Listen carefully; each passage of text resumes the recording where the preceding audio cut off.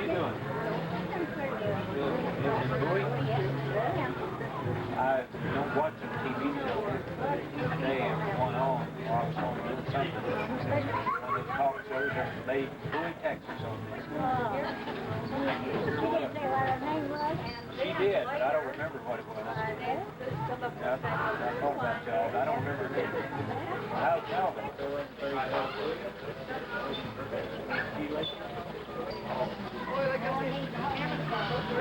Yeah, so you can take a picture of me taking a picture of you.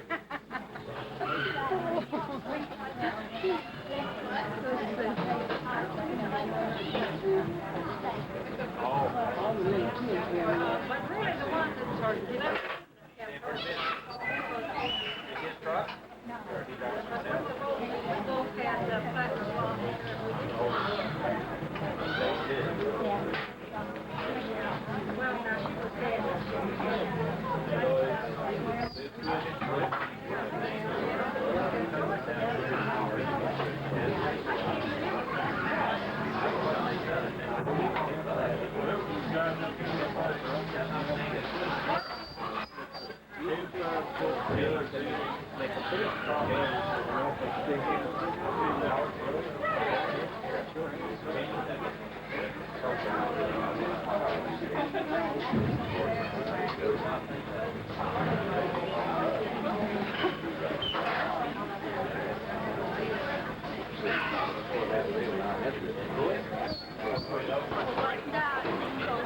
Give me my money back.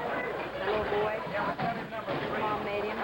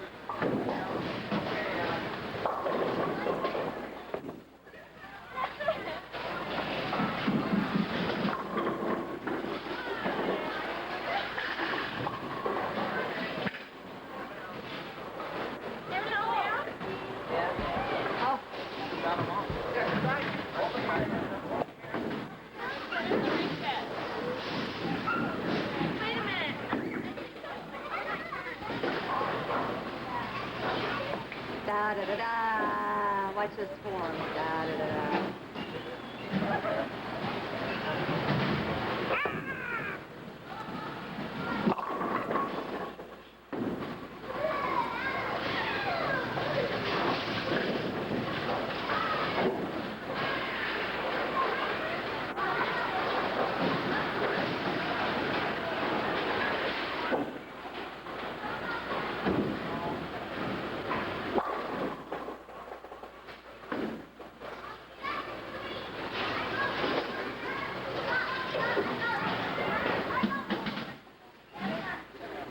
What are you doing?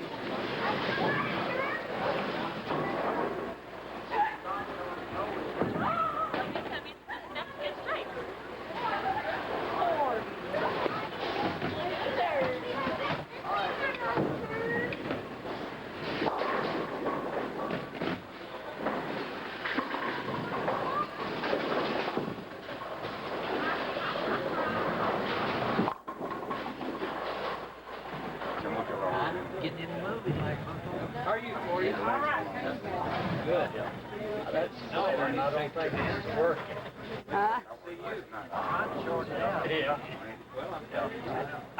Well, I'll split it. We might want it another year. I ain't gonna chase you very far, boy.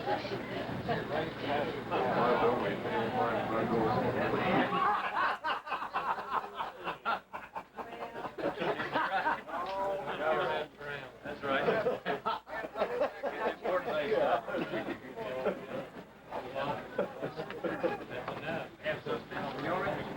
Are you all set? I'm ready.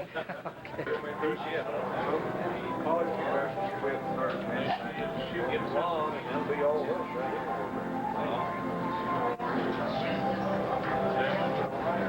yes, stop on. We go.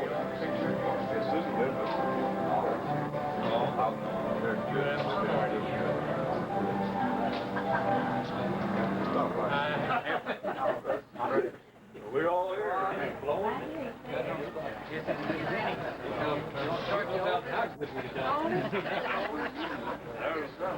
Let's wait on old Shorty over there.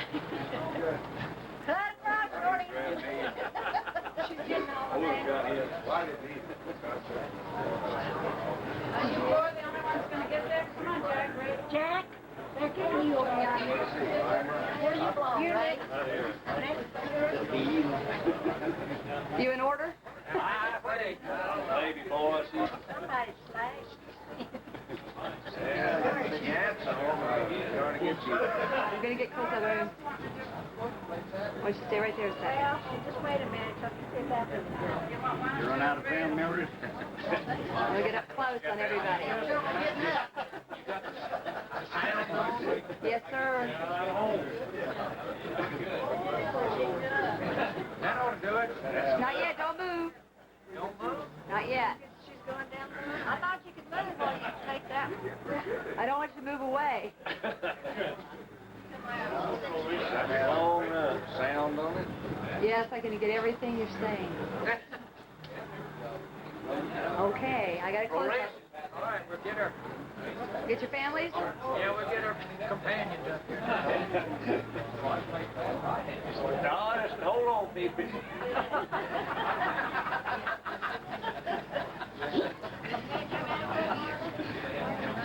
Cameron.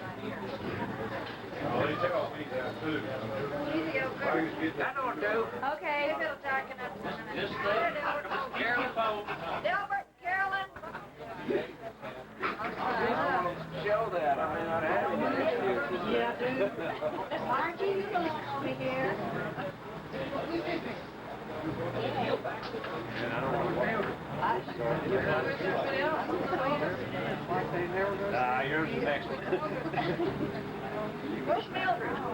Mildred? Somebody clicked it. I don't That's enough. This guy. Here. That's mine, I think. I can't get here somebody. I know. Here, take, use mine.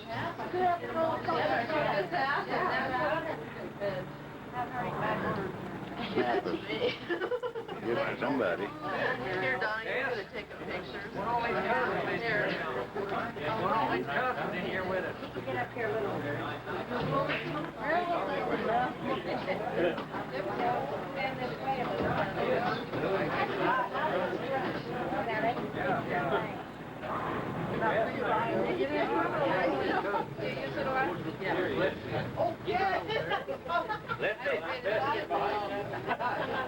Bill's back here. Yeah, I can't get her.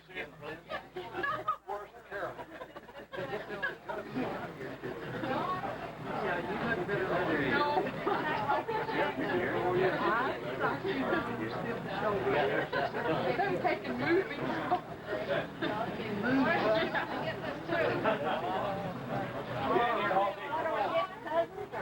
Everybody. Yeah, well, but get you. Come here.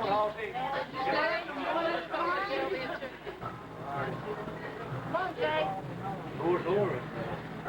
Where's Ella? You know where's Ella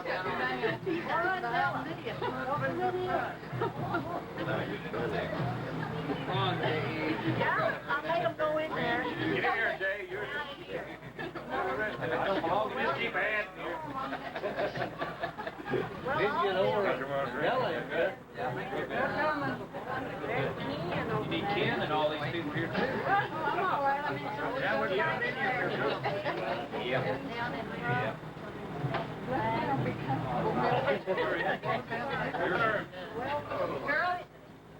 Girl, we're not here.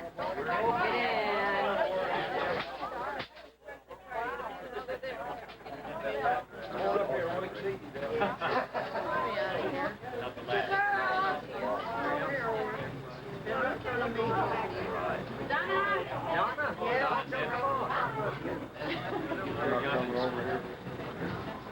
I don't know. Here we are.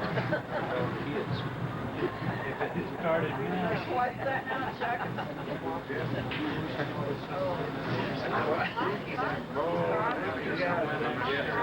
Bill and Jack took their hand on. Probably need a keep order.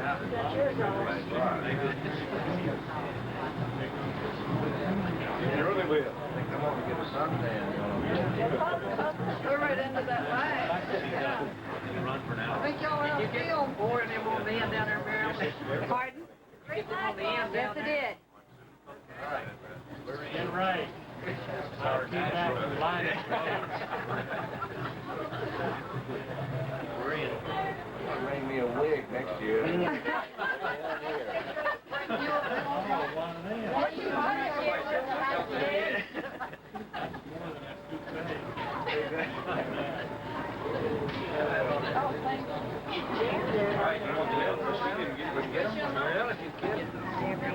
Yeah, but go back in there. Got him good. Tell him it's not breaking yet. This is mini. Do it good.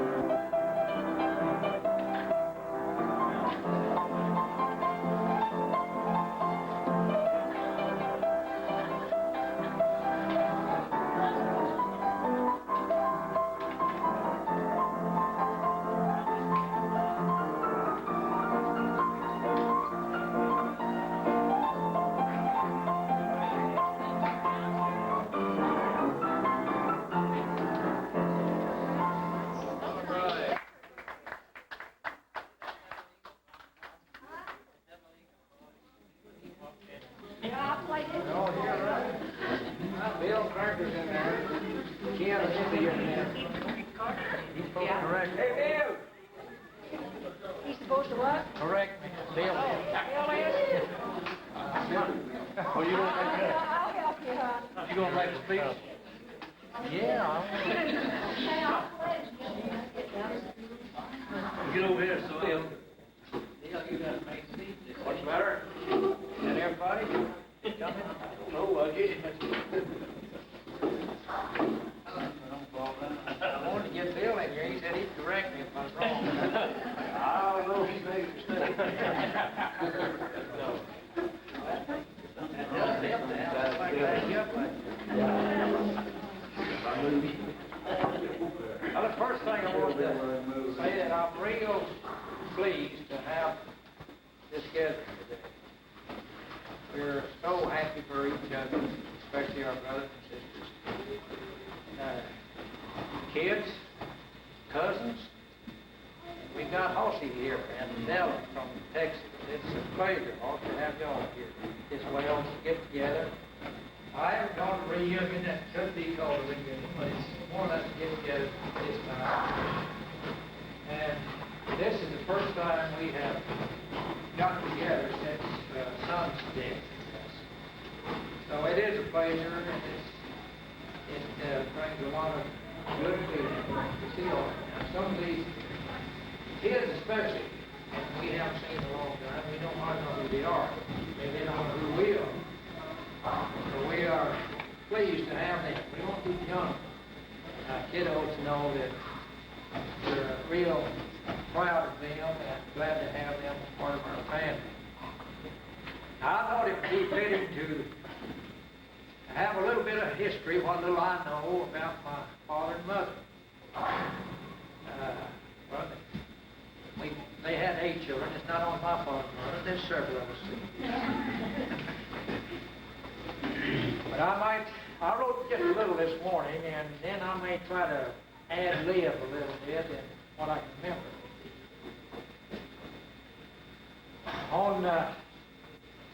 This is their wedding anniversary, my mother and dad. 10th of September.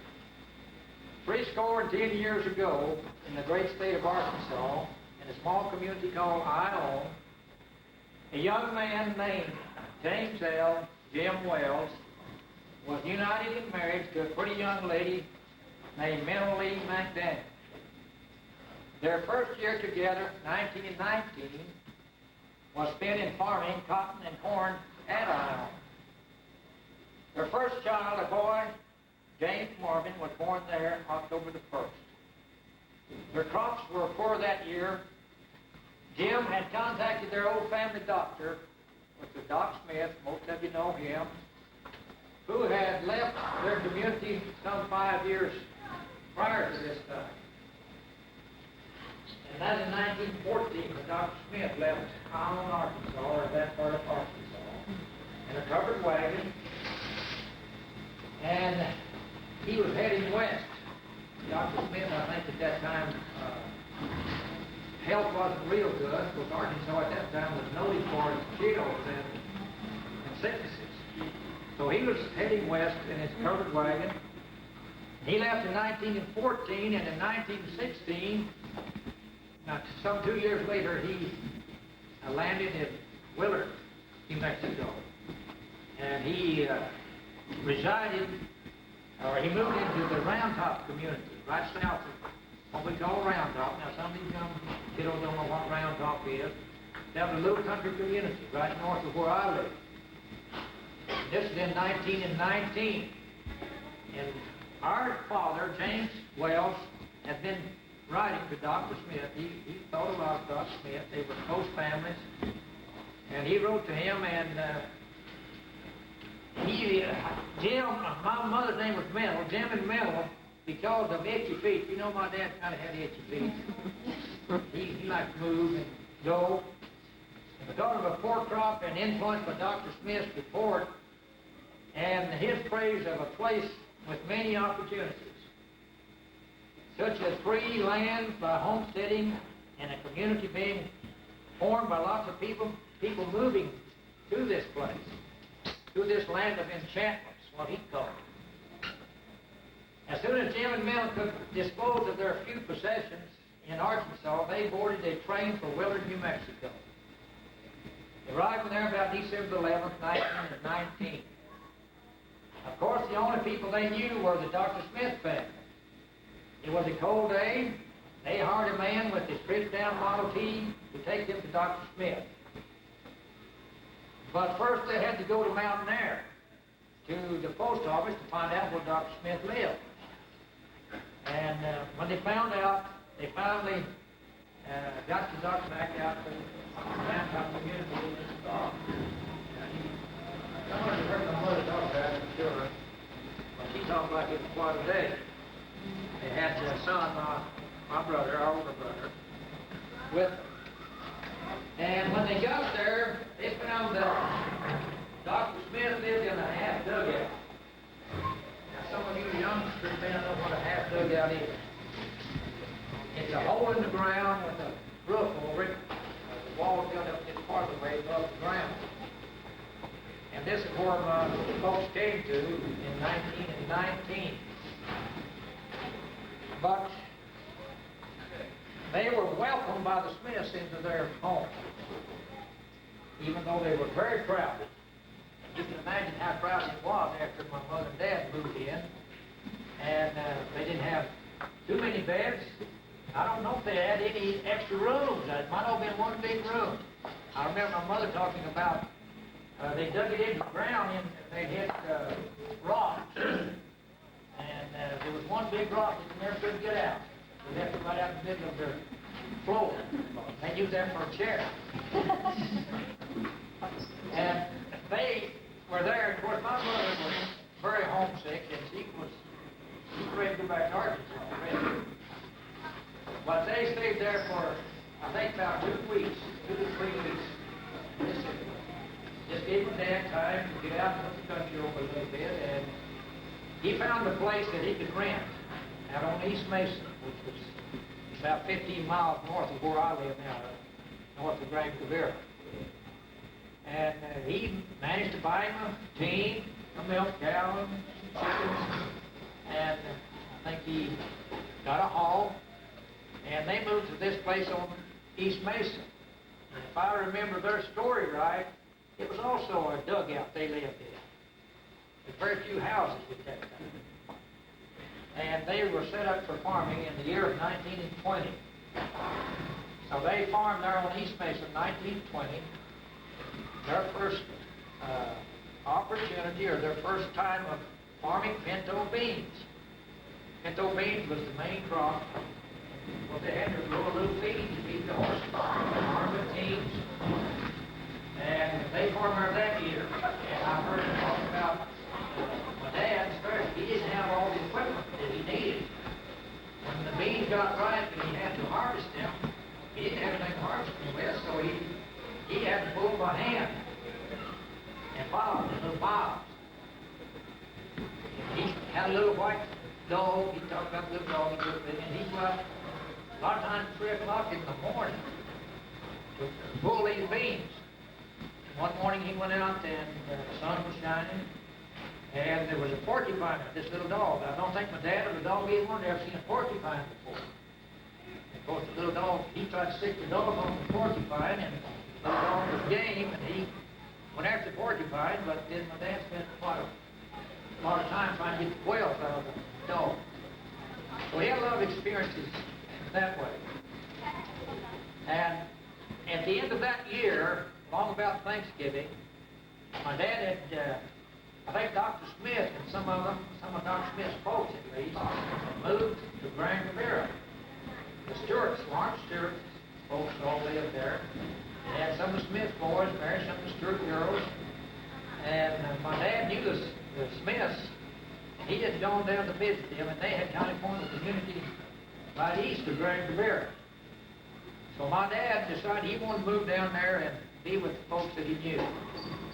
So along in about Thanksgiving, after he harvested his crops, he went to Grand Cavera, and he managed to buy out a homesteader there by the name of Claude Yarborough. He bought his relinquishment, is what they called it, and also his equipment, his cattle, and his horses. And that's where they called it the homestead. They settled there. And that's where I was born. Now, I was born in 1921.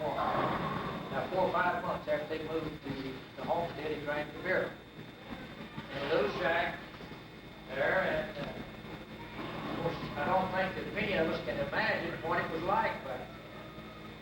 hard for me, or difficult for me, even though I experienced some of it as a young boy. But they moved there, and they stayed on this homestead and lived there for about 18 years, I think, 1938. That's where most of us was born. Myself, Nora, Jack, and Bill, and Stubb. So, and Ray wasn't born there. He born over the Ross place. Move off or it's get more. We'd already made a trip to come back when he was born. But Stubb was born when we lived there. And Blonde was born after we moved there. And Ray was born on what we call the Rawson place, which is about 4 miles east of there. But my dad farmed pinto beans, and of course, him and Mac and Bessie's dad, they got to be quite talk busters, I think. They trained them, and they was always working wrong horses and pulling them, trying to farm, and they did farm, done fairly good. At least they made a living and got by. Then in 1938, my dad bought what we called the old Ponce Ranch, and he moved there. That's where Blondie was born in 1939. You know about the job he was born. I'm on You got a birthday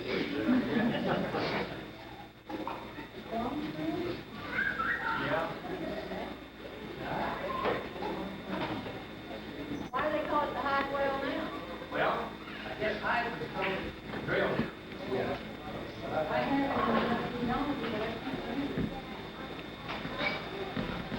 But my dad eventually became a preacher. He went to get some in 1925, we had to leave Grand Cabira because of the drought. We stayed there till the first day of August. It hadn't rained. It hadn't rained anything. So my dad decided he wanted to go find a job. And there was 4 of us kids at that time. And we didn't have a car. We had 6 horses and a wagon with a wagon sheet over it, wagon bows, overjet, however you want to call it. And we were going to Artesia from Grand Cabira in a wagon. And we were on the road. My dad said we roosted. He said he roosted on the wagon for 21 days, 21 nights. I didn't think we was on the road that long, but it's quite a while. We did stop at Nancho, with Arthur Drake, some of the far-off relatives. We stayed with them a few nights. But we went to Artesia, Hagerman, and then my grandmother, my dad's mother, was pretty sick, and decided to go to Texas to be with them along in December 1925. And of course we went down there. I was only 4 or 5 years old, but I remember the trip real well. We had one of the neighbors, Willie Laster, came out with a Model T Ford truck and moved us. Of course, we had to leave one of our most prized possessions there. Hey, we had a dog named Pai Jai that we really thought was something else. We had to leave him. He followed us, walked with us all the way from Grand Cabira to Artesia. He killed several rattlesnakes on the road, was bitten several times, but he knew how to kill those snakes. And we thought there was nothing like that dog. But we had to leave him. We couldn't take him with us. We went into Texas, down in Bowie, where Horsey lives now, and we were there in the year of 1926. And my grandmother died that year, 1926, my dad's mother. She buried in Arkansas. We'd gone to Arkansas, and I remember going down there, and she died while we were there in August. I think she buried probably on Nora's birthday, August the 7th, 1926. And we came back to Texas, and then the next year, my dad thought it was time for him to get back to New Mexico. Spring of 1927. So he managed to buy a Model T Ford truck. If you ever seen one up in the bed, not big enough to put anything on much.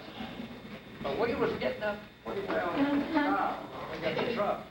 It had solid tires on the back. It was a little bit rough. And my dad, of course, he never was a mechanic. All he knew to do was drive, it didn't run. And we sat up there and make 100 miles a day. Took us 5 days to come from Bowie to Grand Rivera. Left that, I think, on Monday maybe, and we got to Grand Rivera probably on Saturday. And of course, us kids, we had a wagon seat on the back of that. We were riding in the back. My dad and others in the front. It wasn't much of a cab. I don't know whether it had any doors. Might have doors, but that's all. It didn't have any glasses. And I'll show you what kind of mechanic my dad was. The old Model T quit somewhere over there. And he didn't know what to do. So we happened to be close to where they were working on the road. So he started talking to some of the people working there. And the fellow said, well, have you checked the magneto? He said, there may be a hair on that magneto.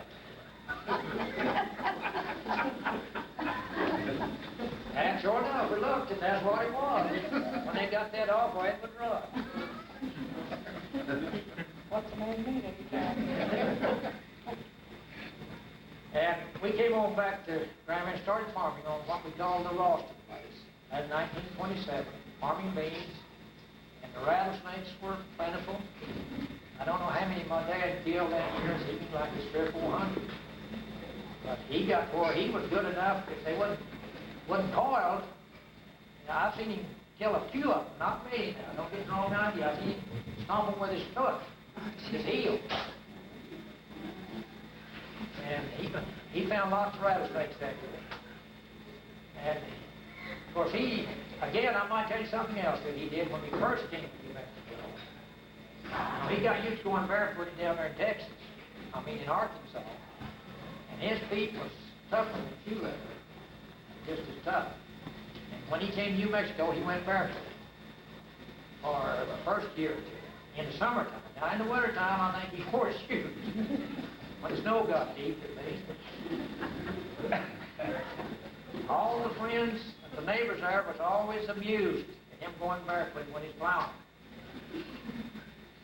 But he went barefooted, plowed, and he was pretty well known for going barefoot. And his feet were tough. And they get real tough if you go barefoot and all that. And then going back to 1928, we were still on the Ralston place farming, and that's the year Ray was born, in August of 1928. And Steve Russell was working for my dad, and the night that Ray was born, I guess he got the rest of us kids up around midnight, and he took us about, I guess 6 or 8 miles over where Max and Joe lived. And he took us in a stripped-down Model T touring car. And we were driving along, I remember it real well, as we were driving along, and hit those low spots. If you ever go in at night up there in that part of the country, real cold down in the low spots, even in Arkansas. We managed to get over there, and Jeannie, I think, maybe took Joel back, and he stopped at another place and got a midwife, and went back to the Ralston place, and that's when Ray was born. So we lived there the rest of that year, and then we moved back to Ralston. I started school in Clonch, New Mexico. Only one Clonch then. And before it was named Clonch, it was called Fairview. And I first started school there. It was wide open country, no fences to speak of. And it was always windy, and our pastime was chasing thistles on the windy days. Well, the old tumbleweed was rolling across. Now I'd like to mention these two sitting right here, Johnny Miller. No, they came into our lives way back there, I guess 1930 when I first had Johnny. You met me Christmas Eve in 1928 at a Christmas program. Right here. All right. You say so. I say so. I remember the Christmas program. Yep, well, that's whenever we landed. Cold and blazing. But during all this time, there was people moving in. It was kind of an exciting time, even though it was very poor. It was hard times as far as money and making a living. But there was people coming in and taking up homesteads. And Mildred's uncle lived, I think, Reed Seacake. But I went to school with them in a little place called White Lake. This little school out in the country. No post office, no store, no anything there, but just a schoolhouse. And it was about 3.5 miles from where we lived, about 2 miles, I guess, from where Johnny lived. And that they did where Mildred lived. But we had about 3 or 4 years of school there that I think was probably some of the best times of my life. I enjoyed that little school. That was one school, and we all felt like it was ours. Some school you go to, well, it belongs to somebody else.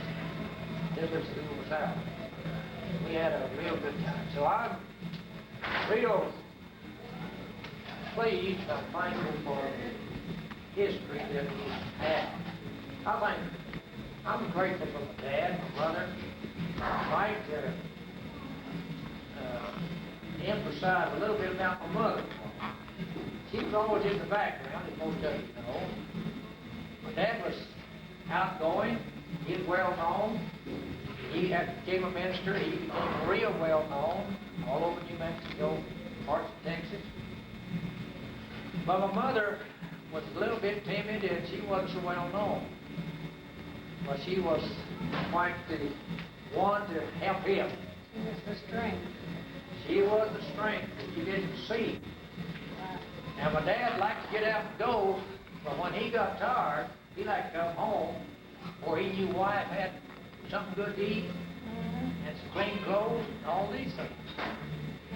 And I give her a lot of credit for that. And of course, my mother was a very strong woman. She was one of the workingest persons that I've ever seen. And I'm kind of like old Brother Rainey, and she wanted me to work.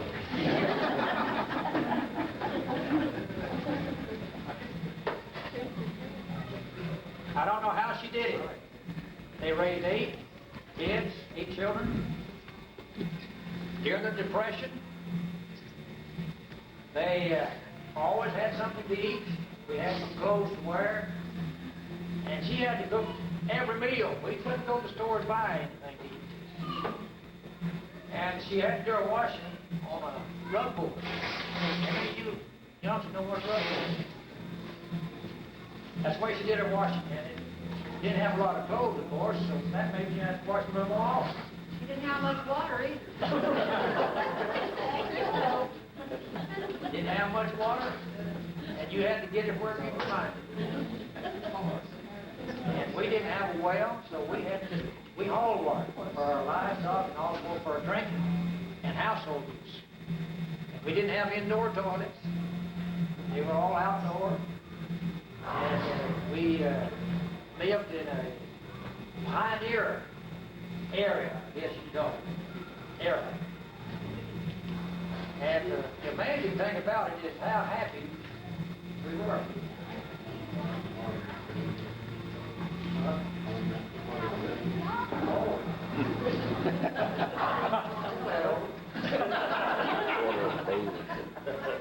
Well, I guess we ought to, don't you? Yeah, I don't know. Well, they got it, they got there. Now, we talk about bathing. We didn't have a big bathtub. We had a wash tub that we used to bathe in. And we didn't have a lot of water. So you didn't get to bathe and use a bunch of water and pour it out, and that's the next, a lot of times you had to use what somebody else already used. As old Dan Bonner said, then you trade it to the home.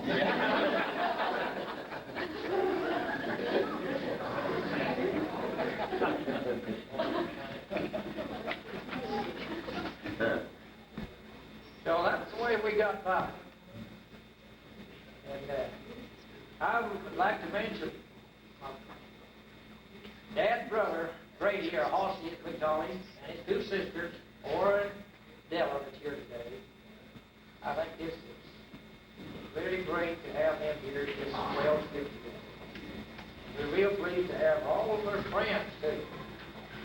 You know, I appreciate the friends more than I ever did. They're worth more than money, more than gold. Have friends, have people. And I'm real pleased to have Mike and Bess here today.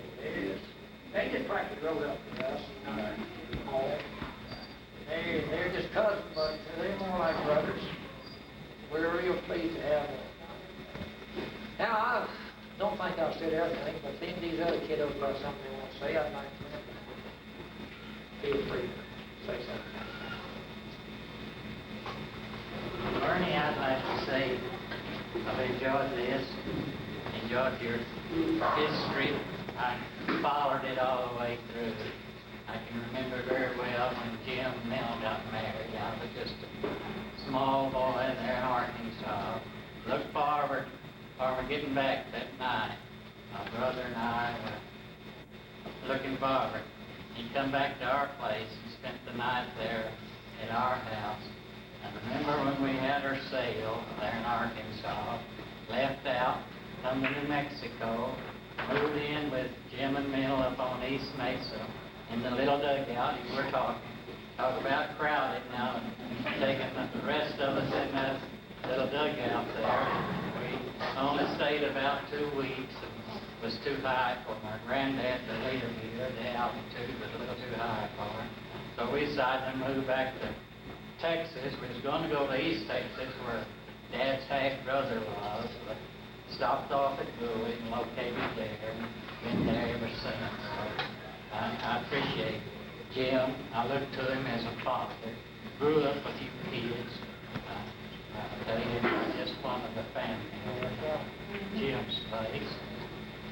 Mac, I look to them for my advice. So I appreciate the Wells family. I'll tell you they meant much to me. Jim and Mac had other brothers, but I'll tell you they was close to me. I appreciate them very much.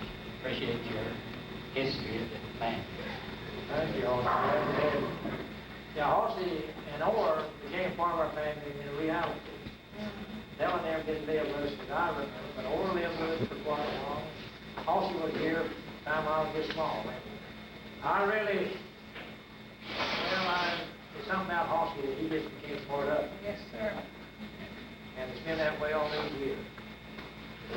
Orr, he's still in Grandview here with us. Glad to have her as part of our family. All right? And we're just going to leave this open. Anyone got anything to say, we'd like to.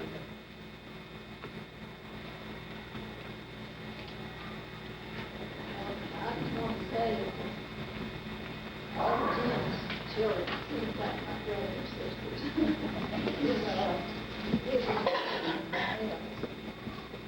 So I enjoy being with them. They all look to me sometimes for what they wanted, and we just grew together like this, all family. So I never did get New Mexico out of my mind whenever we moved back to Texas. I always thought I'd like to live back out here. So in 1928, then I moved back out here. We moved to Jimtown. And we lived we lived before the hill in, where the old home place was. Mac and Jill lived down under the hill after Strummer's, and I would visit them back and forth. And then the last years they moved out here, and then we all grew up together too. And we were the last years in Arkansas, and they moved out here like we did. And so they moved back to Texas, and they lived 4 miles from where we lived down there. And we visited Texas like we did here. So that was also saw people that we knew back in Arkansas when we left there, like we here. Well, we all enjoyed visiting each other. Real good. The Johnsons, knew the Johnsons too in Arkansas. Well, I was acquainted with them very well. My mother acquainted with them. Yeah. Manny, brother Johnny, cut her finger off. Yeah.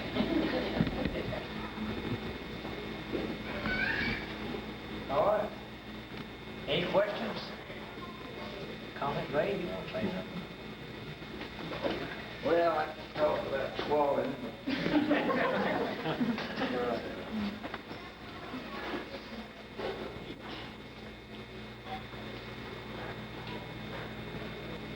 We are glad that we can pay tribute from her today. I honestly say that growing up, look back, I have no ill feelings, I have no nothing growing up to say that it was bad. I guess about the only thing's the time the cracker whipped me and caused me to get whipped.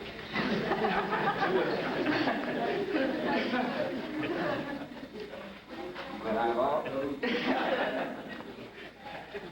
you know, my mind could have been warped, you know, on account of that. Thought we were poor and all of that. But I've often wondered how on earth they raised 8 kids.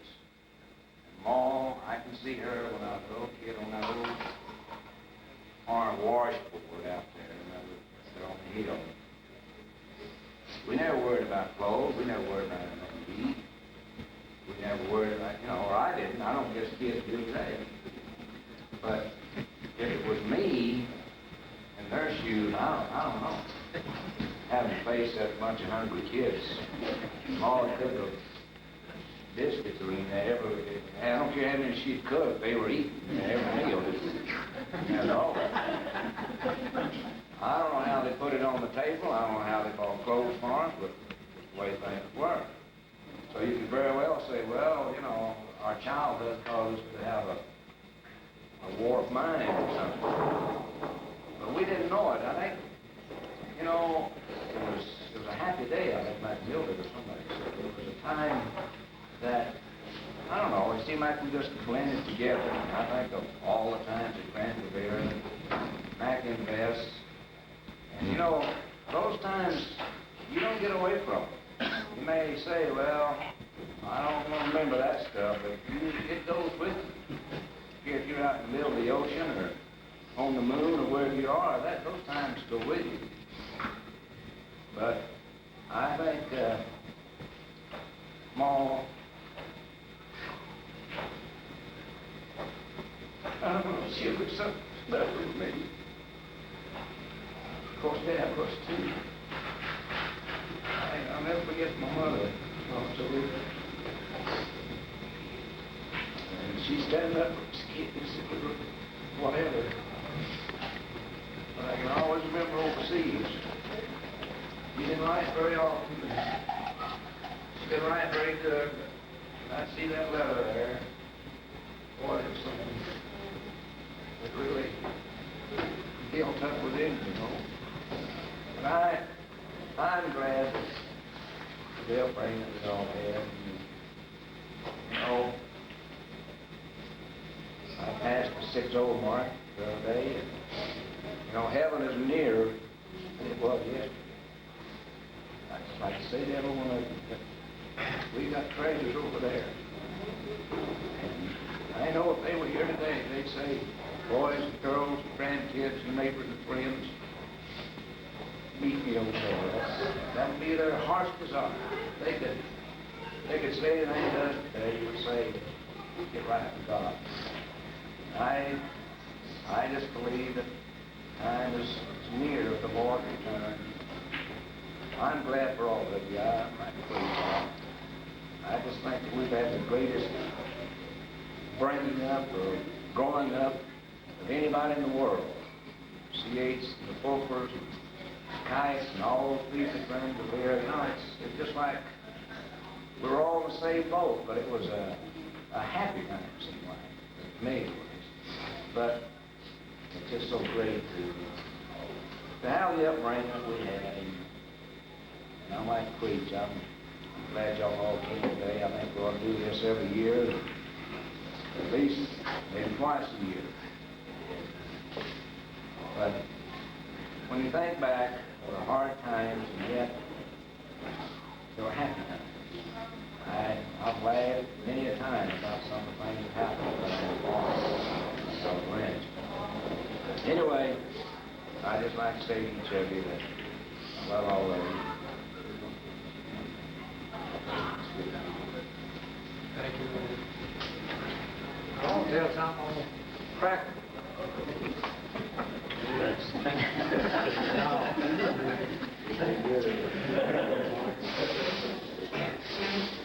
Brother Wilbur, when we lived on the homestead, of course, I don't even have a picture of the old house. But the houses we had back then they were refrigerated in the wintertime. And they were fairly good in the summer, but in the wintertime they were cold. We had wood stoves that we put heat with. Well, C.H.'s dad came over one morning, kind of ready before the bus ran. Bus after sunup. And Cracker was standing out the side of the house in the sunshine. And he drove up and said, "What are you doing out here?" He said, "I'm trying to get warm."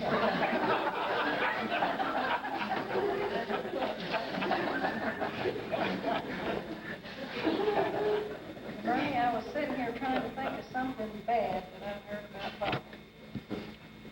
And the only thing that I can remember hearing about him was that he was such a poor driver that Midland, he's going to kill him on that. He warned him everywhere. Yeah, he was there one time. No, they did quite a few trips to Texas. He did one time. He knew that road well. He could get out driving inside. He said, "I guess so. You have to let Lord." But you was wondering about how that happened, Bernie, how they managed. They walked the day at a time by faith. Right. And that's a perfect example of what we can do today. If they can do it, we can do it. I'd like to finish Ray's story. Yeah, keep excited. Yeah, there's only one side to that. Mom and Dad went down Guyanee Mountains after lumber or went after wood and took Creech and Son. Left Ray there to help me shot the beef. Had the binder twine. Already had it tied. We was supposed to shot her. You know how Ray was. All gold poppy. He balled to go to Oh. Paris. Yeah. I made him stay there. Helped me shot that beef. Oh, he was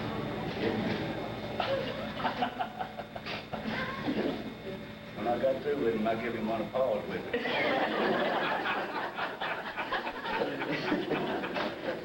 I'm waiting till you get 5 years older, I'm gonna return my favor. I carried about 3 shots, 3 bundles, did one.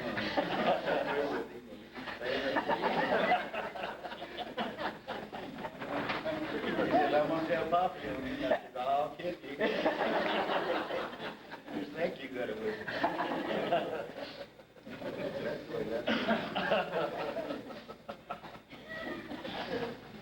Yeah, we had some experiences with the boy, because I was next to old guy, and son was older than me, and I was next to him, and Nora, and then Cracker.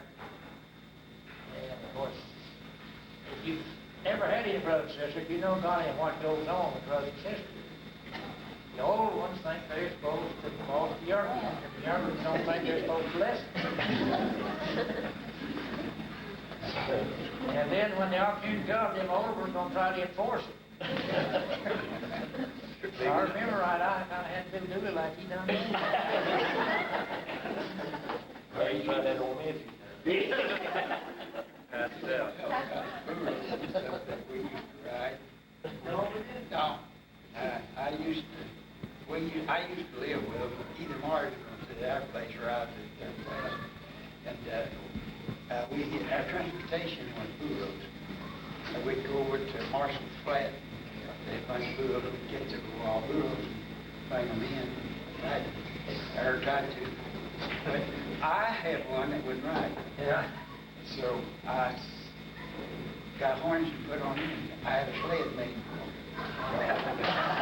Every time I got on that road, but these other boys could ride. And Jack was just, he followed the motor off. Yeah. When we go anymore, Jack would follow. We'd go around, stay back. So we treated Jack pretty. You all apologize now, Jack. He does. In order, that's what they do to me. I'd like to say something about it. Oh, we was burning. We would get into her thing. Her whole chest. And we had to stay out her way. Yeah, you didn't say Things much like more. that. We sure had a lot. I do too. Yeah, we had homemade doors. You just pull them to it. You had a button. Button it. And we had one what we called a Claude Yarber latch on. It was one of these with a leather string tied to it over here and it run through the door on the other side. You go from the outside. It was just a little latch that you drop down behind it. Put it up to the string. And then it had a crack in the door. You could take a butcher knife and reach through there and poke it. I don't know what the order remember now, but I remember it. She'd get in the kitchen sometimes, take a bath while we did. Well, that's right.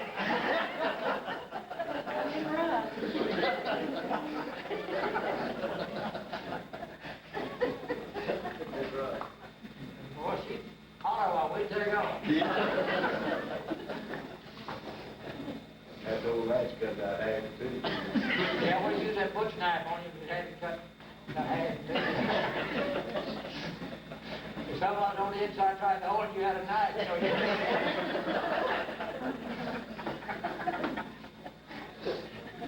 You know, I was reminded of something you was telling about Jim killing all those rattlesnakes. Yeah. One of his sons took up the habit. Started popping heads.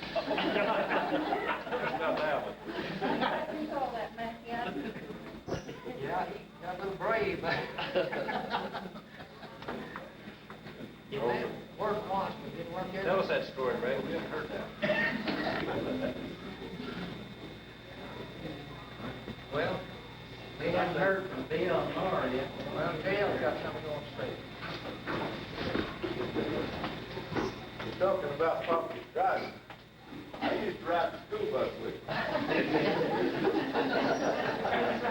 Did he keep you away? Yeah. But I rode the school bus with a couple of characters, Coy Joe and nothing. And I was always in trouble the day then. Yeah.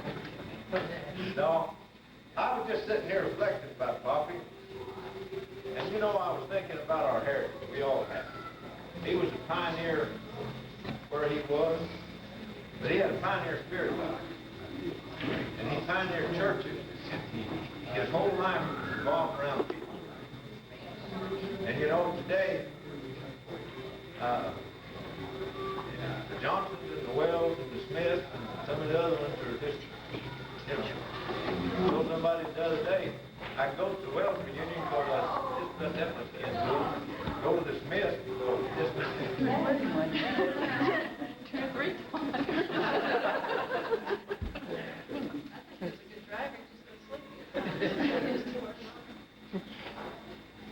He got through all that pretty good, didn't he? And he always managed to get rid of Lord was with Poppy Wells.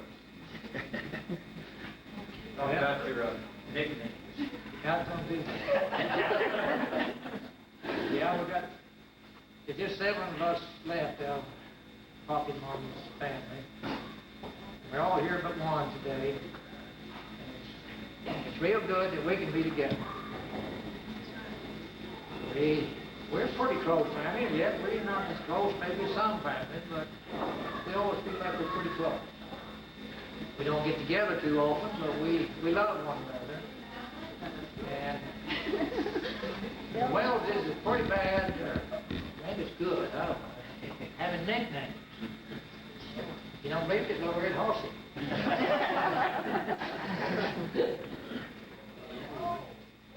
I got a couple uncles, one named Horton, the other named Mule.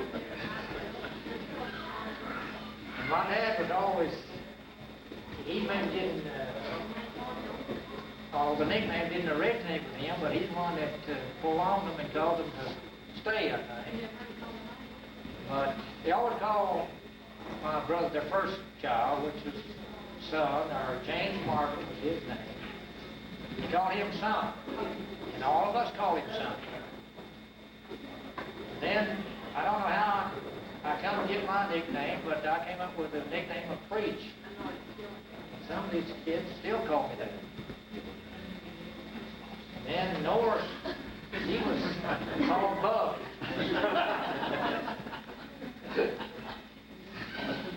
And Jack, I don't know how come he come out with just one name, but he didn't even have a middle name. When he went to service, they asked him what his middle name was, he says, none. on his paper they put Jack Nunn Wells.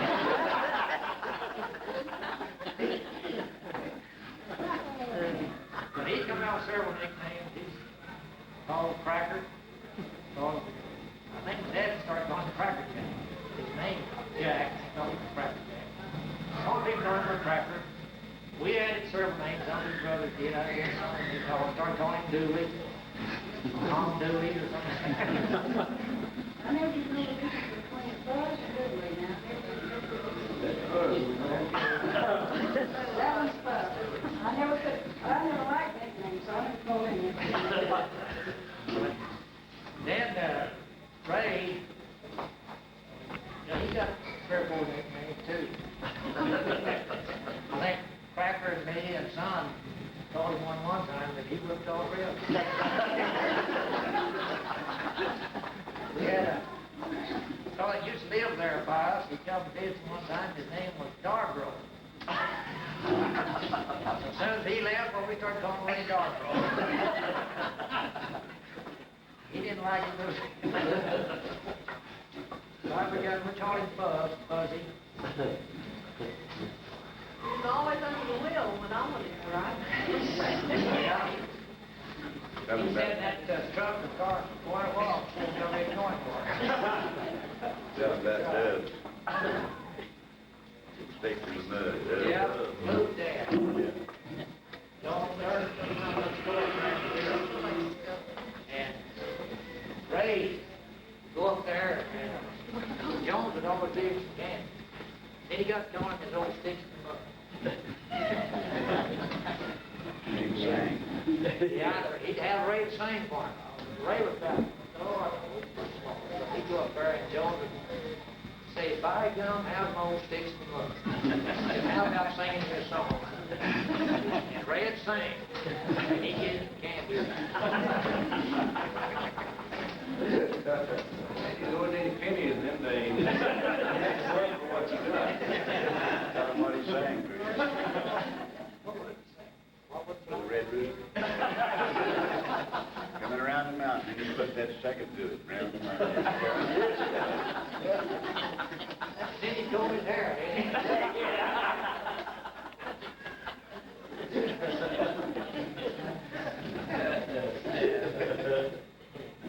Well, we come on down to Bill. We always call him Sweet William. I just call him.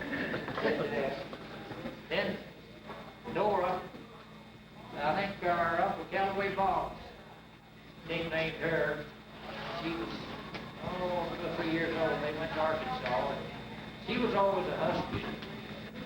More of a boy type girl. She was a girl. But she was kind of short and heavy set. He called her Stuffy. So that's nickname stuck with her, Donna Stubby. And Blondie here, I guess she was kind of blonde, but she is a white-headed girl. We call her Blondie. So we're glad for this time of reminiscence. I just thought of how we could tell when the Depression was over. Y'all remember how you could tell? I had 2 pair of shoes. Oh, you did? The only way I could tell is when you said Jack Rabbit wasn't anybody after you.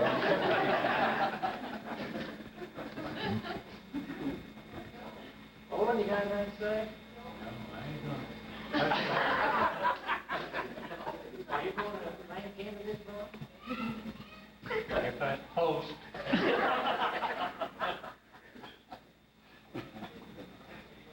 Well, we're real. Does anyone else have anything you want to say? I do have. Go ahead, Jay.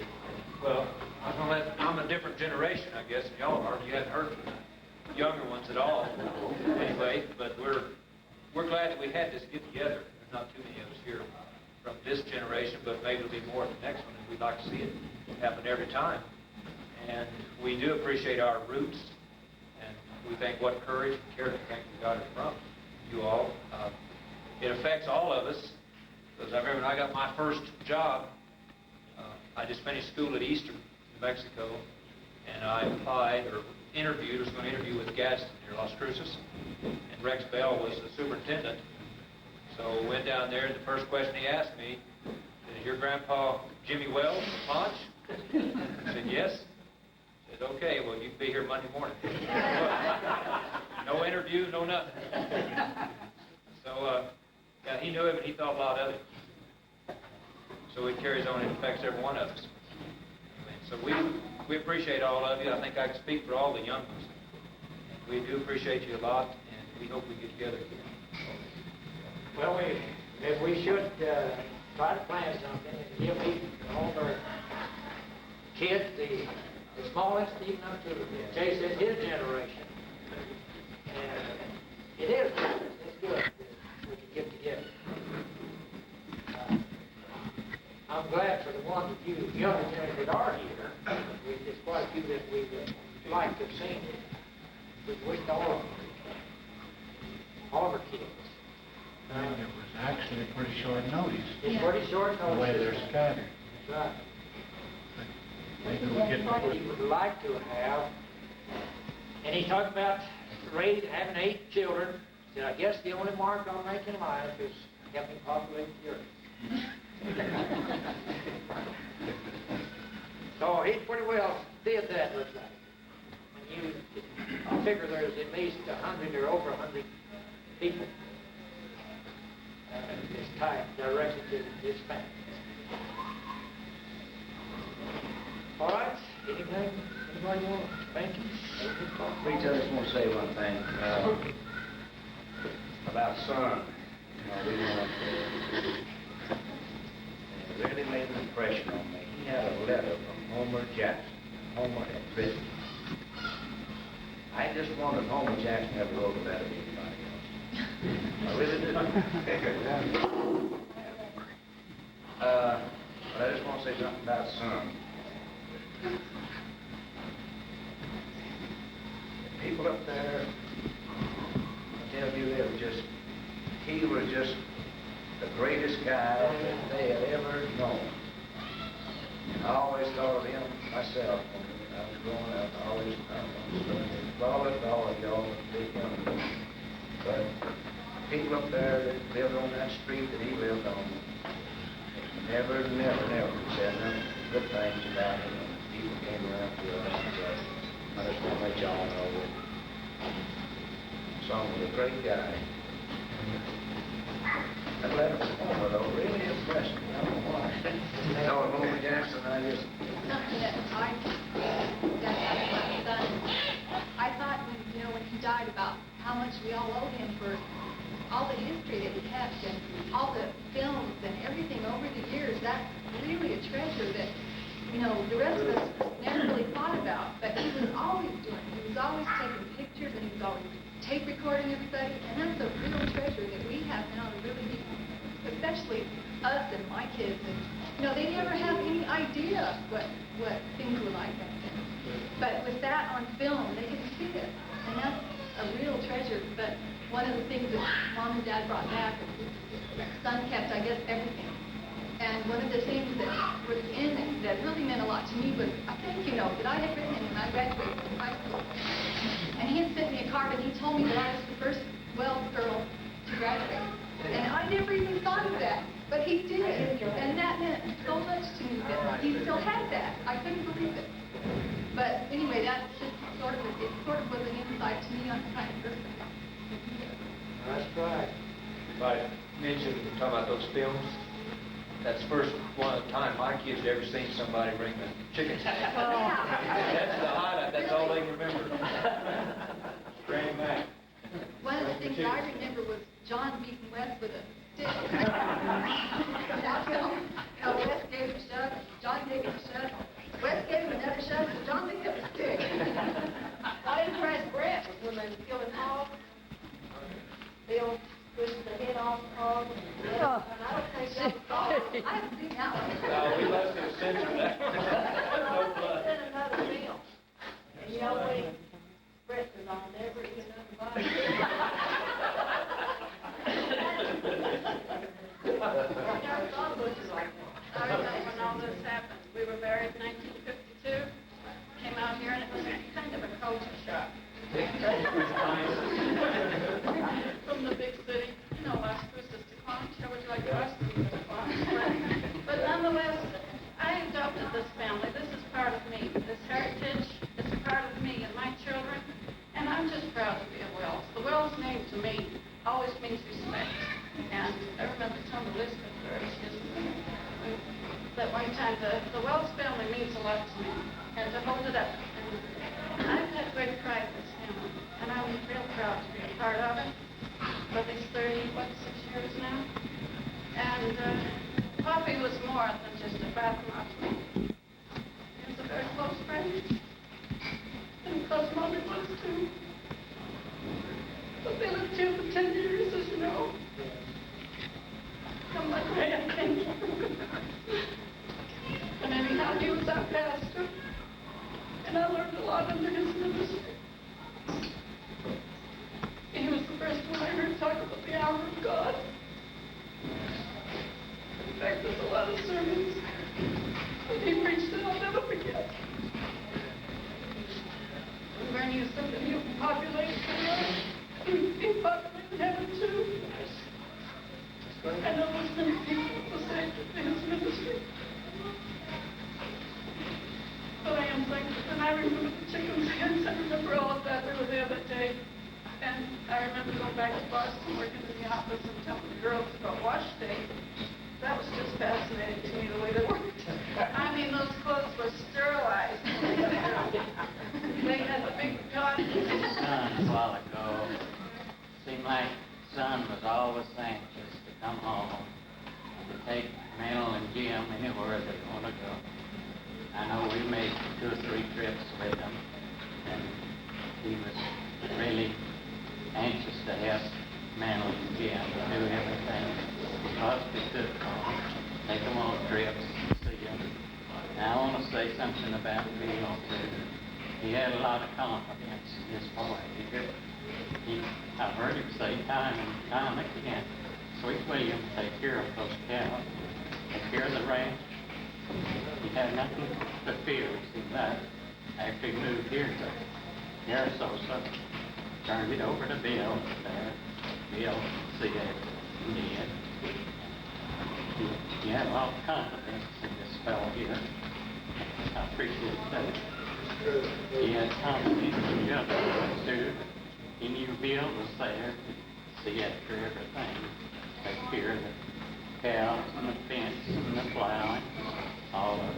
So he was really a fellow of his word. He promised you something more. He could.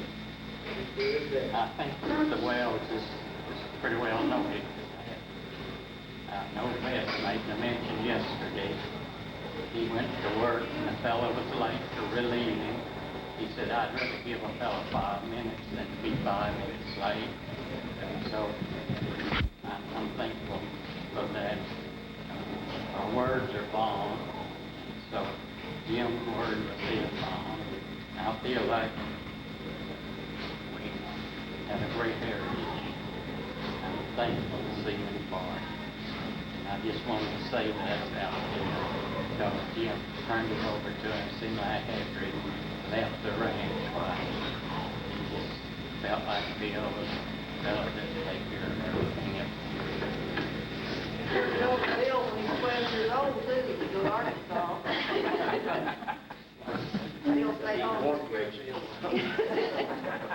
Stay home and take care of things, we could go with you. 12 years old, 13. I want to add a tribute to Son too, because like Ray said, the neighbors, you never saw anything like it, the way they were broken up too, and would come in the house, and one young woman had been in the hospital, she had broken her back in a wreck, and she said he wouldn't leave, he sat by her bed and held her hand, and she was just a casual friend, and the day before, I guess he had gone, the day before the accident, he had gone and changed her door knob, her lock bar and everything. He was a friend in need. You never saw anyone like it, but he couldn't say no to anyone. He neglected his own property because he was constantly out helping somebody else. He was really a friend in need. And when Mommy was sick, I know that Ray and the rest of you fellows have really been good to the folks, but I never saw anything like Son. He couldn't do enough for her. Remember how he just wiped her brow? He was there. He would not leave that bedside. I never saw his son quite as compassionate like this. It was just extraordinary, really. So there was quite a tribute there. Son was a real special person, too. But I think every one of you, men of your word, and I've always appreciated this about Ray, too, that if he says he's going to do something, and a lot of times it'll be out of his way or a hardship, perhaps, and when we used to shop for anyone else, if we found a bargain, they'd say, well, we can take the one that costs less, you know. No, he'd give them the bargain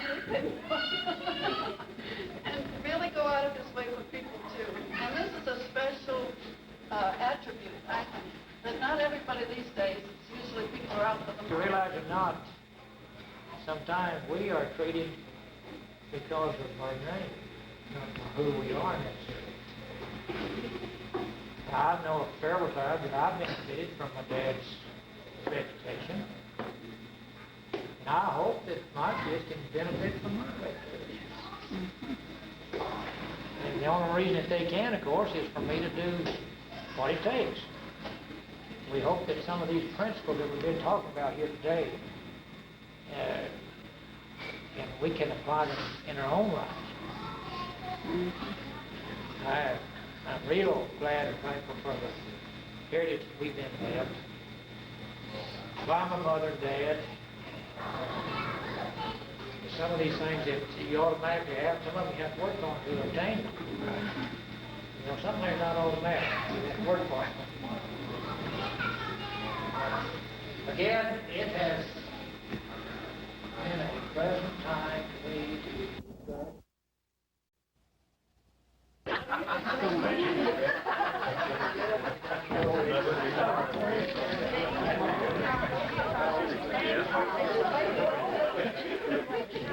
Hey, Jeff.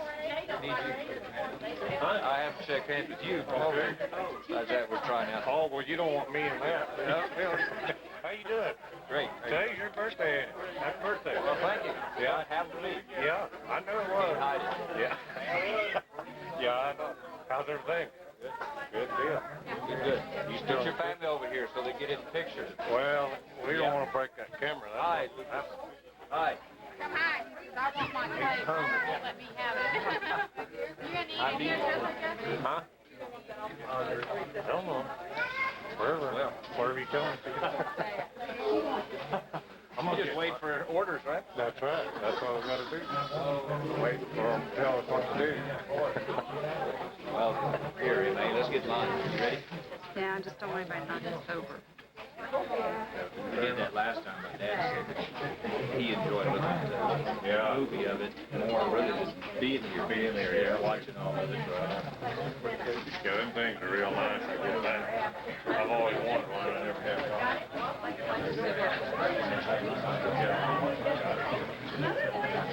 well, I wouldn't know how to run it either. Seriously, yeah, I'm ready.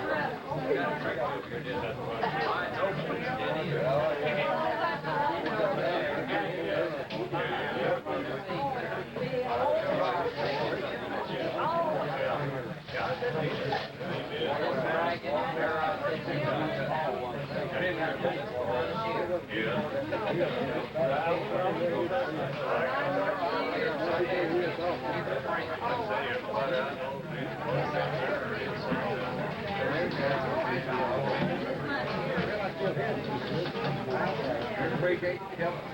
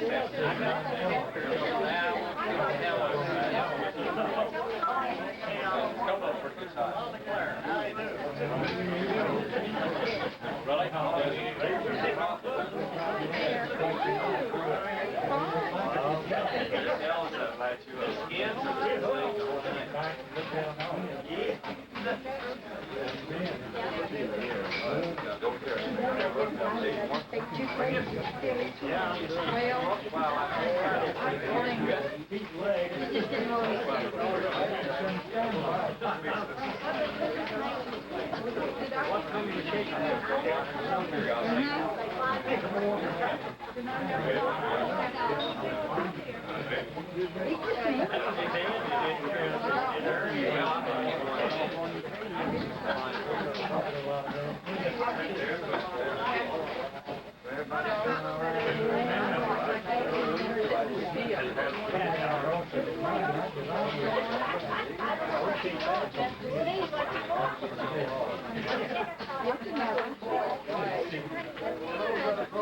Lonely Clark. How you doing? Some folks just have to eat everything. How you doing? How you doing, Bernie? I'm gonna go get that right now. Hey, John.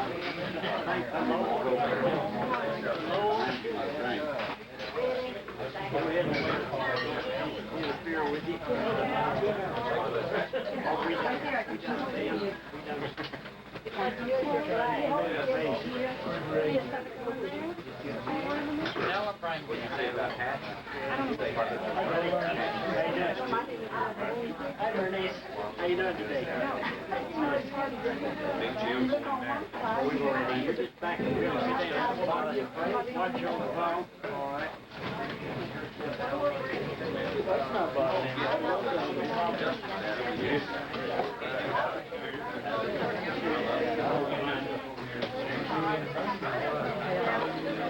Glad y'all did.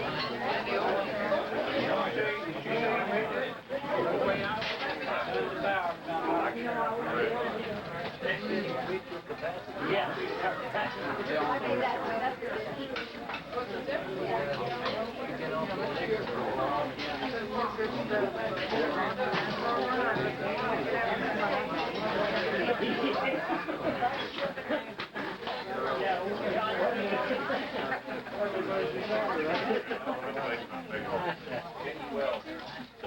Hello there. How are you? I'm doing fine. How you doing? Good to see you. Take it home, I guess.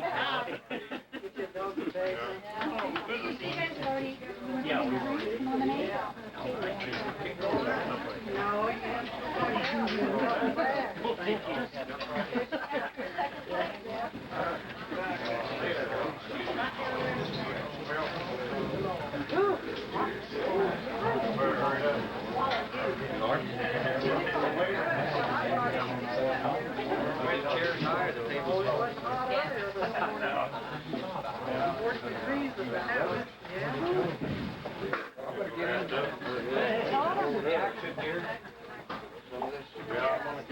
Lemonade or tea?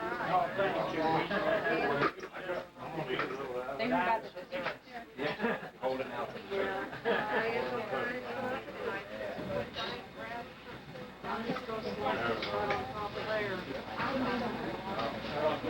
Oh, I could. You been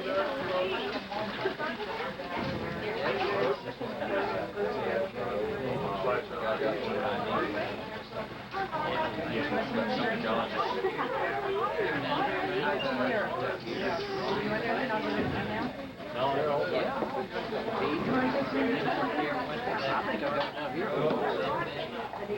There you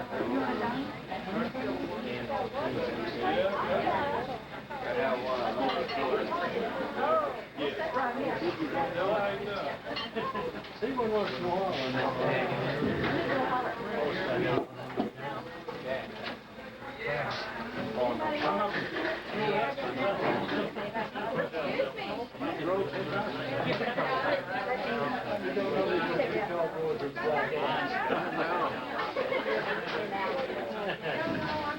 Try my gallon.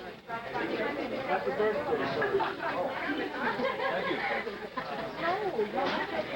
Oh, thanks, we just.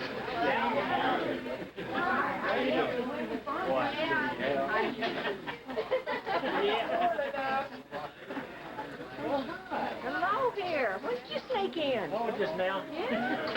How are you? Fine, fine. Good to see you. Sweet and low No, sugar. we slipped off. We need a little time for ourselves. Well, yeah, right away. Don't we've already done. I'm sure you have.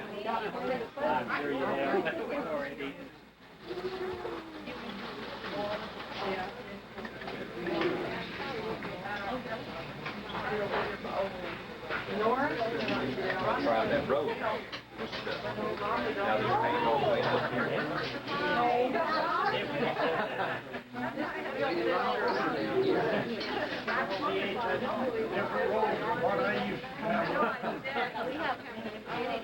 Say, you're riding a different frame of mind, yeah? Sandbar, the rubber floods. Used to be a big lake up there, I remember. Yeah. Getting stuck in. I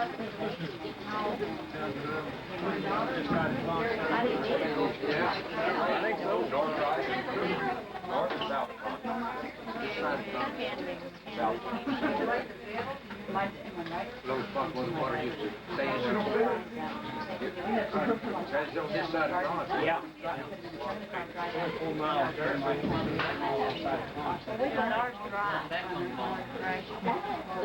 What kind of When it gets rain.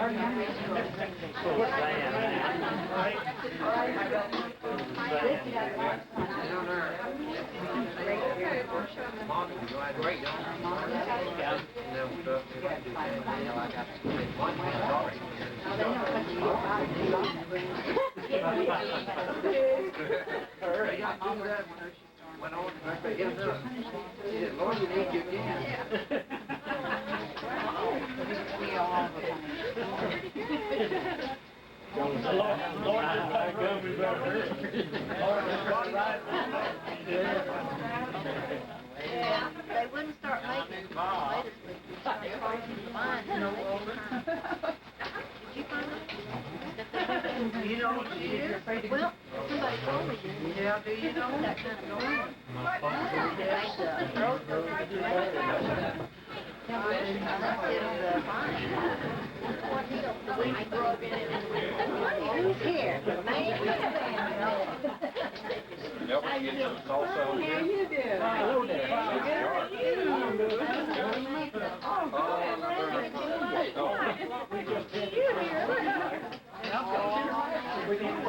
I know it. You got to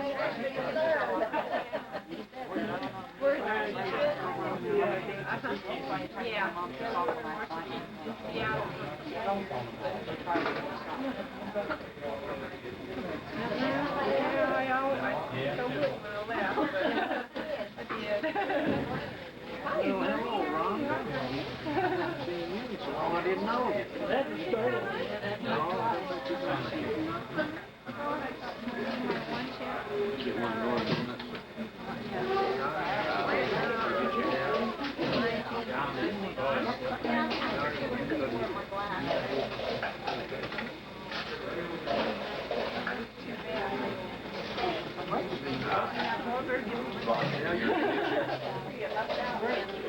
Ranch here? Yeah.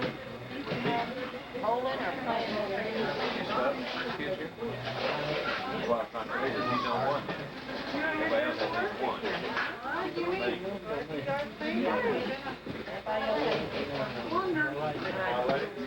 Most of them just. Most of them, you're the line. We were gonna wait for him He's back. looking more like a well. Yeah. No, I was right there.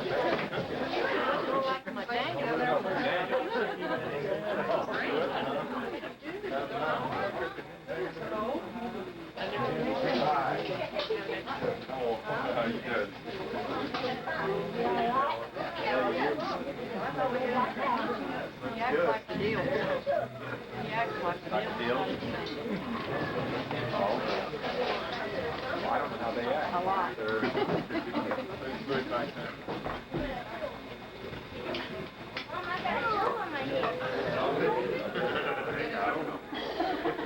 Never been the last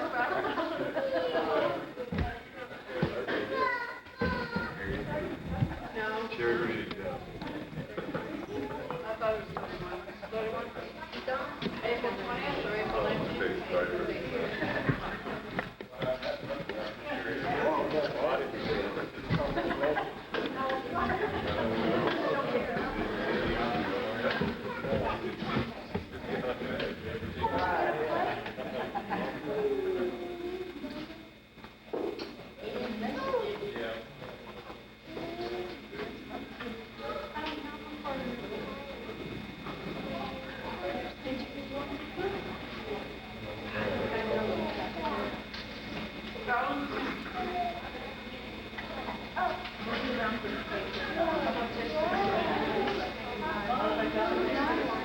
She will.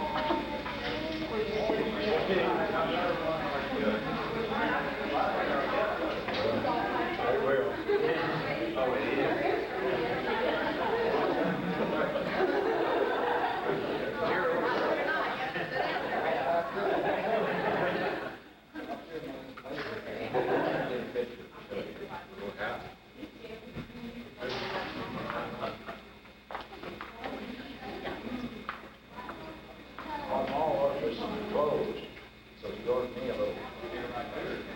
Soup and when the order came, I didn't have any more. Mom didn't. Mama don't get straight. No, ain't get no fish in there, I don't have a hand. These chairs that are hooked. Just one, two over here. Okay, they bust. All my son had to go out, made him wear that. Look at pictures somewhere. Good one. Sitting out under the hat on, cracker got a big old hat on.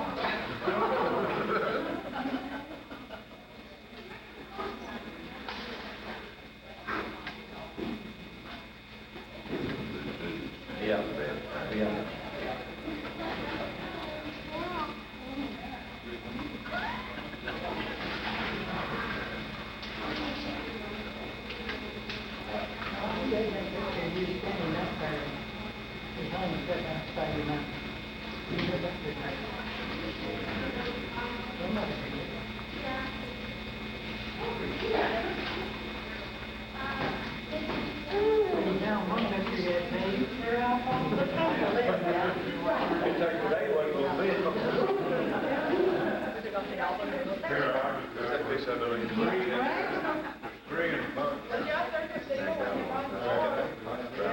Jimmy Reynolds stuff is Well, we just set you on.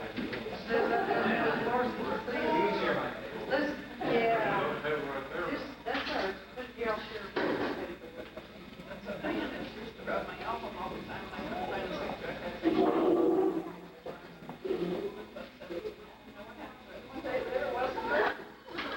I knew it was like that, water release, you know?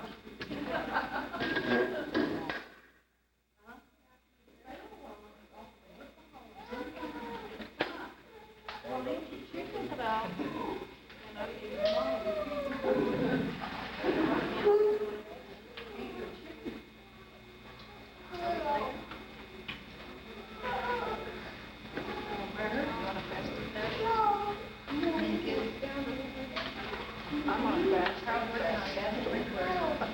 I fast my time.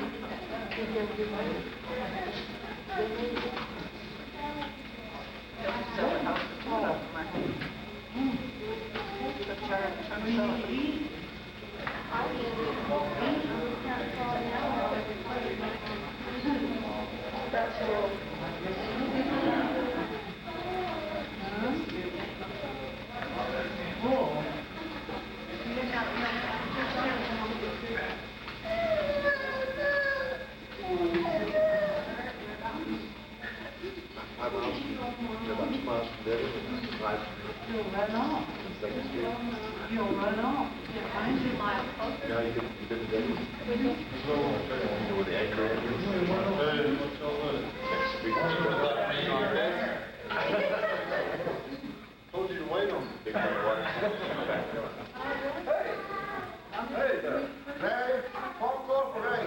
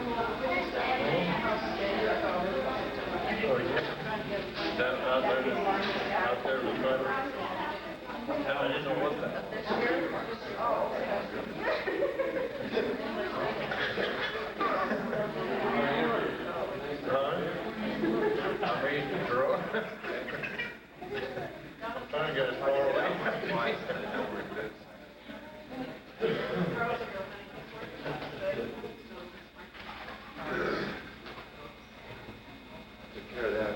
Got moved the grass yard back, lots of rocks up.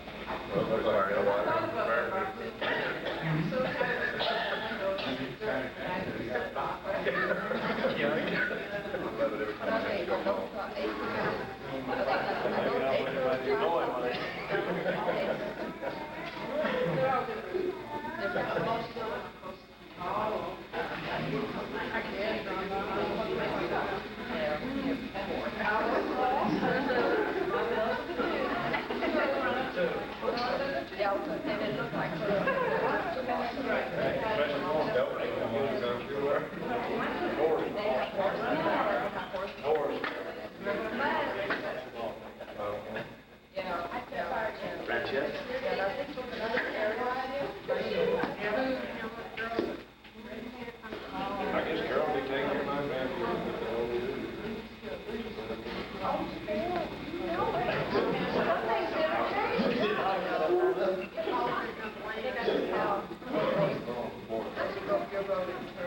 Carol knows, but I don't.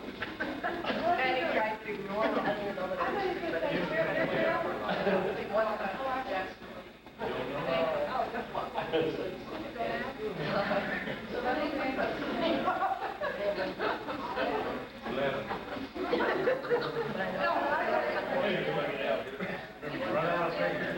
There's one more. Would you believe that my dad sidewalk? Pardon? No, yeah, I do know. Her mom. Yeah, I was that. Okay.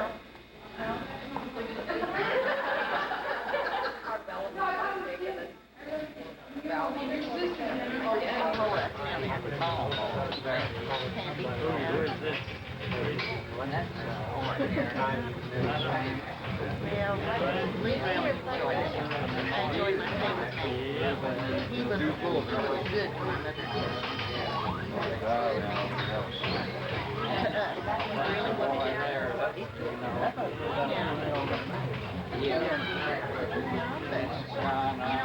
Just imagine a mother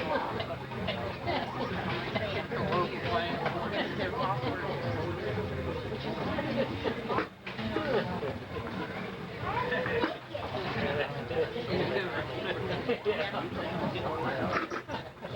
But he did, he was so jolly, good natured, mostly there.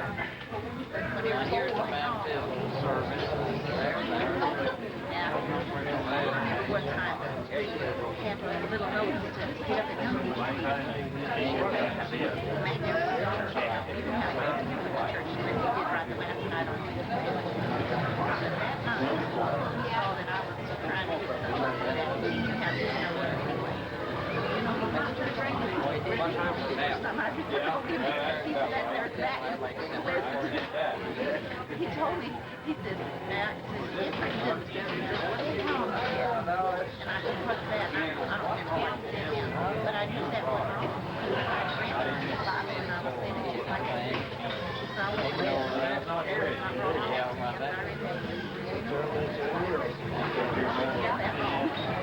That did me more good.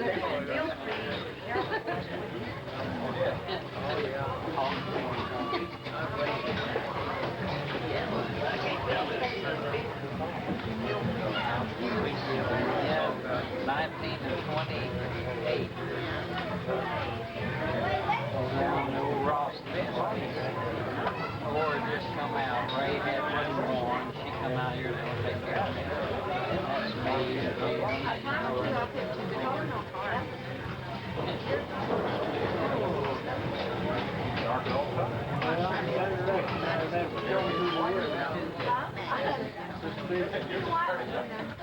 Brent finds it one.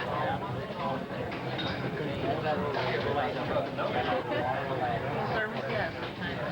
Our youngest daughter. She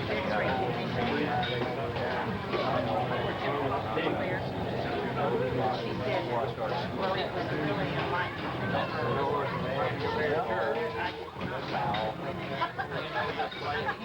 Words we use all the time, right? Really hard to change. Not shelter. She's taking her to old car. But she was Changing something. any idea. But now that she's out in the community and working in hospitals, I played with y'all. Yeah. I think I tell her that now she was married and I was young, but they was 30 something. That's the part that made them there.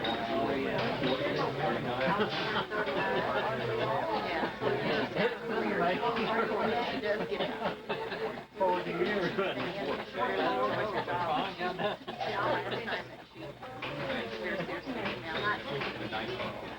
I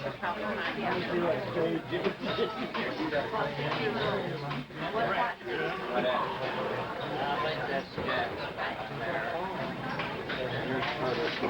He was left far behind, he was going to January. Well, we graduated from the violin to the fiddle. You know, our middle daughter and her husband are fiddlers too. Her husband was back going to school. And they had a chuck wagon. One day, chuck wagon. Remember somebody down and stuck you in the nail? They played their better. They have the old-fashioned chuck wagon. They had a 10 places. One goes by, big and all. I recognize that.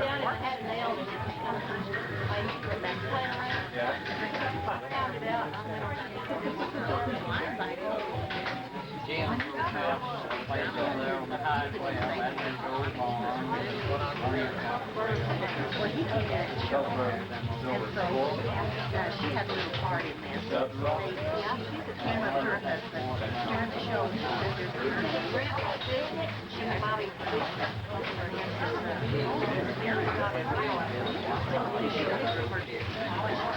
They all had 3 weeks. Very urgent. So they said, well, over, you know, we'll let him be back.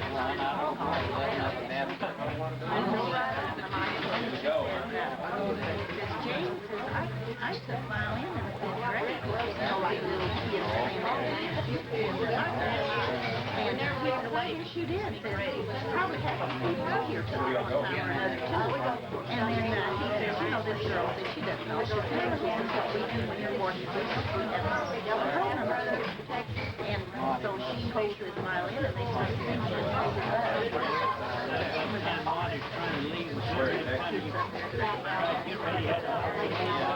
I think that's one of the Broken in the show, you know, right there, Gerald was all playing that one, and when he did have a call, but it was getting here. Anyway, her put on the table. So one of the ladies says, I know she took violin. Yeah, they're sitting back there. I think that's true. Girl and I just teach you that.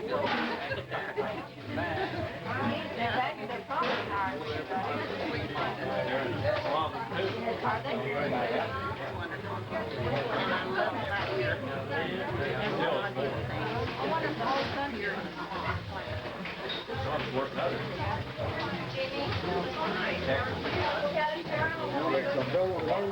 Yeah.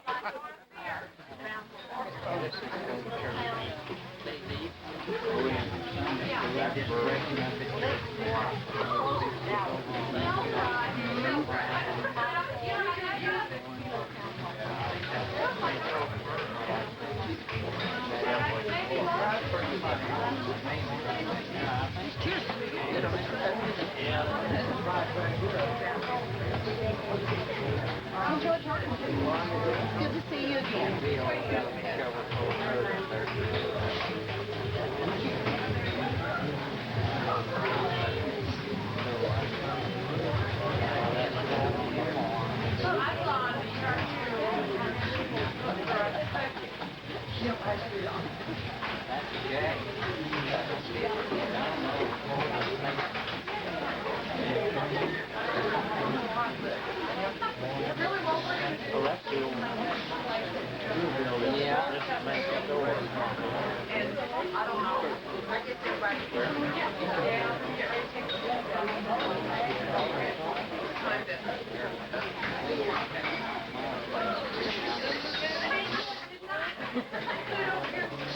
How are you? Well, hello there. How you doing? I'll take it. Good to see you. How are you, Neil? How are you? What'd you do, get off of that on Mount Paul. Oh, yeah. This is down there. Okay.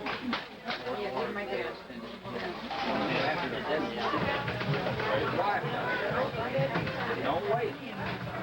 Get you out over. Don't wait for me. I'll see where I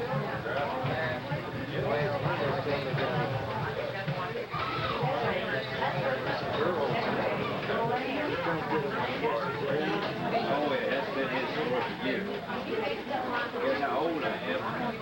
I'll let you kiss me. Yeah. Nobody there visiting. No, you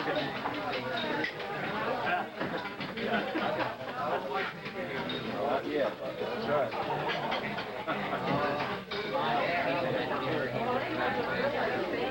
He's quite a character. He came out here in 1930.